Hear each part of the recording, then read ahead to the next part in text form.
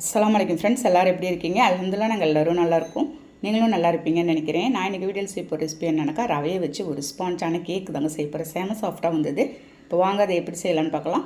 வீடியோக்குள்ளே போகிறதுக்கு முன்னாடி நம்ம சேனல் மும்தாஜ் கிச்சனை சப்ஸ்கிரைப் பண்ணிவிட்டு அப்படியே பக்கத்துக்கு பெல் ஐக்கானை கிளிக் பண்ணிவிடுங்க. அப்போ தான் நான் போடுற வீடியோ உங்களுக்கு உடனே வருங்க. அதுக்கு ஃபஸ்ட்டு இப்போ என்ன செய்ய போகிறோம், ஒரு மிக்ஸி ஜார் நம்ம எடுத்துக்கலாம். அதில் ஒரு கப்பு நான் ரவை சேர்த்துக்கிறேங்க. நெய்ஸ் ரவையாக சேர்த்துக்கலாம். இது 100 கிராம் தான் இருக்கும். நான் கம்மியாக தான் இன்றைக்கி செய்கிறேன். அது ஒரு அரை கப்பு ஒயிட் சுகர், ஒரு 2 ஏலக்காய் சேர்த்து நைஸ் பவுடராக நம்ம அரைச்சி எடுத்துகிட்டு வந்துடலாம்.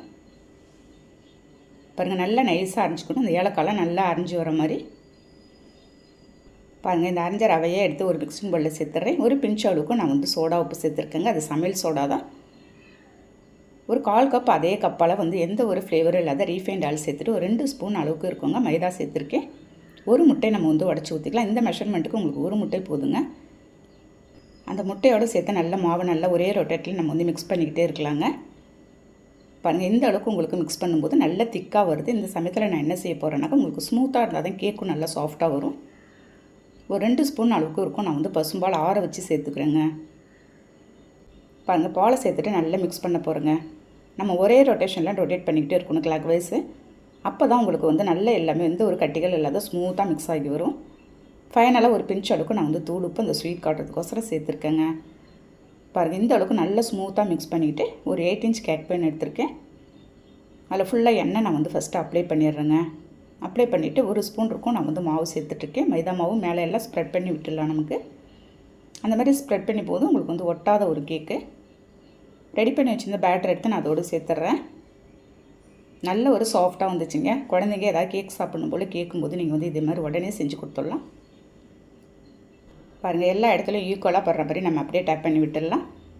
அவ்வளோதாங்க. குக்கர் ஸ்டவ்வில் வச்சுருக்கேன். நான் இந்த குக்கரில் வேறு எதுவுமே ஆட் பண்ணலை. ஒரு ஸ்டாண்டு மட்டும் தான் போட்டிருக்கேன். 10 நிமிஷம் முன்னாடி ப்ரீ ஹீட் பண்ணி வச்சுருக்கேங்க. லைட்டாக ஹீட்டாக இருக்கும் போதே நம்ம ரெடி பண்ணி வச்சுருந்தா கேக் பேன் எடுத்து வச்சு மேலே ஒரு மூடி போட்டு நான் க்ளோஸ் பண்ணிட போகிறேன். பாருங்கள், மூடி போட்டு எல்லாத்தையும் க்ளோஸ் பண்ணிவிட்டு நம்ம விசில் எதுவுமே போடக்கூடாது. அப்படியே ஒரு 1/2 அன் ஹவர் ஃப்ளேமை நீங்கள் சிம்மில் வச்சுருங்க. 1/2 அன் ஹவர் கழித்து பார்த்தா நமக்கு நல்ல சூப்பரான வந்திருக்குங்க ஒரு ரவா கேக்கு. நான் இப்போ ஒரு 1/2 அன் ஹவர் கழிச்சு தான் நான் நெக்ஸ்ட்டு பார்த்துருக்கேன். நல்ல வந்திருக்கு. இந்த மாதிரி ஒரு கத்தி இல்லாட்டி ஒரு ஃபோக் ஸ்பூன் வச்சு நீங்கள் குத்தி பார்த்தீங்கன்னா உங்களுக்கு ஒட்டாத வரணுங்க. அதான் வெந்ததோட கன்சிஸ்டன்சி. அப்படியே எடுத்து ஒரு பிளேட்டில் எடுத்து வச்சு ஆற வச்சு நான் அப்படியே ட்ரான்ஸ்ஃபர் பண்ணிடுறேன் அந்த பிளேட்டில். செம்ம சாஃப்டாக வந்ததுங்க. அவ்வளோ ஒரு டேஸ்ட்டாகவும் இருந்துச்சு. அதே சமயம் பாருங்கள், எல்லாத்தையும் ஓரத்தை எல்லாத்தையும் கட் பண்ணி விட்டுட்டு நான் அப்படியே பிளேட்டில் ட்ரான்ஸ்ஃபர் பண்ணிடலாம்.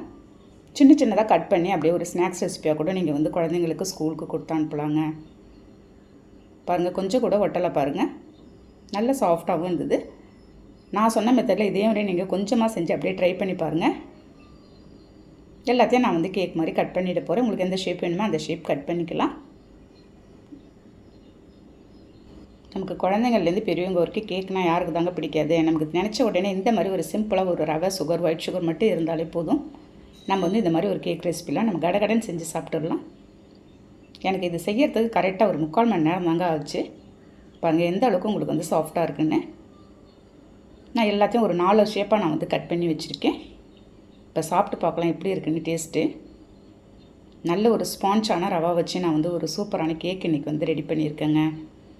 பார்க்கும்போதே அப்படியே சாப்பிட்ணும் போல இருக்குது ஃப்ரெண்ட்ஸ். ஓகே ஃப்ரெண்ட்ஸ், நானும் சொன்ன மெத்தடில் நீங்களே இதே மெஷர்மெண்ட் போட்டு கண்டிப்பாக ட்ரை பண்ணி பாருங்கள்.